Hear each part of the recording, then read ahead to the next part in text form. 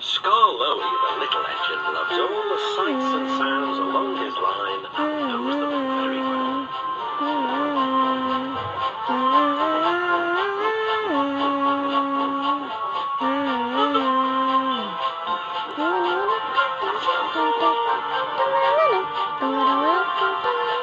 One morning, soon after he returned from being mended, he was enjoying his journey more than ever before.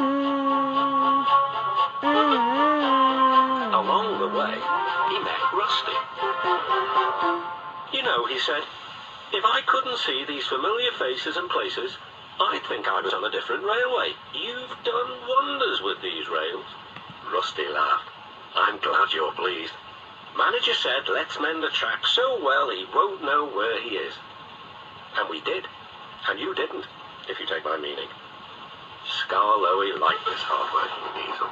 There's still one bad bit, warned Rusty.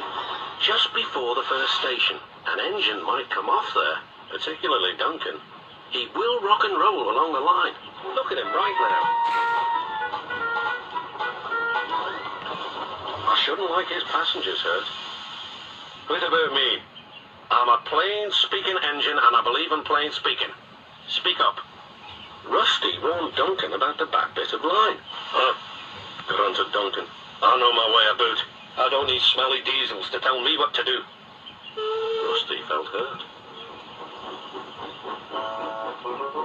Duncan banged about the yard, then he clattered crossly to the station.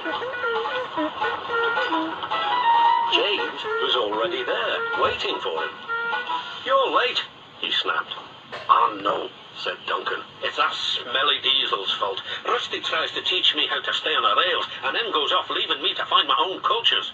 You poor engine, sympathized James. I know all about diesels. One crept into our yard and ordered us about.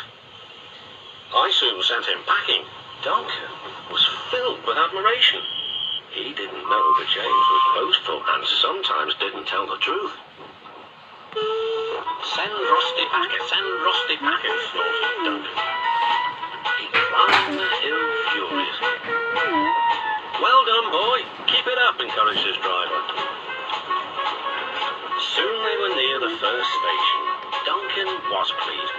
Nothing's happened, silly old diesel. Clever me. And he rocked and he rolled along the line. Steady, boy, checked his driver, but it was too late. Sleepers and ballast, I'm off. And he was. I warned him, said Rusty, but all he did was call me names. The little diesel refused to move. I'm ashamed of you, Rusty, said Skarloey. Think of the passengers. What are they going to do? Oh, I'd forgotten them. Yes, of course. We must help the passengers. And Rusty roared into life.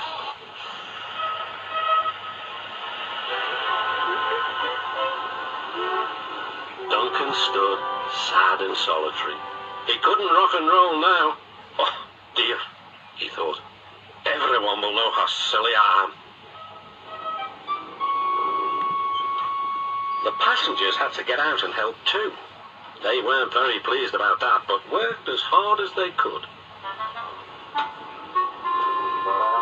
They carefully levered Duncan back onto the line.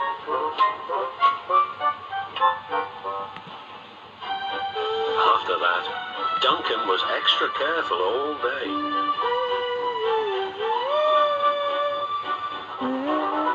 At last, evening came. Rusty, he whispered, thank you for helping. I'm sorry I was rude to you. That's all right, Duncan. I wish all diesels were like you. Let's be friends. Suits me, replied Rusty. We'll mend that bad bit of rail first thing tomorrow.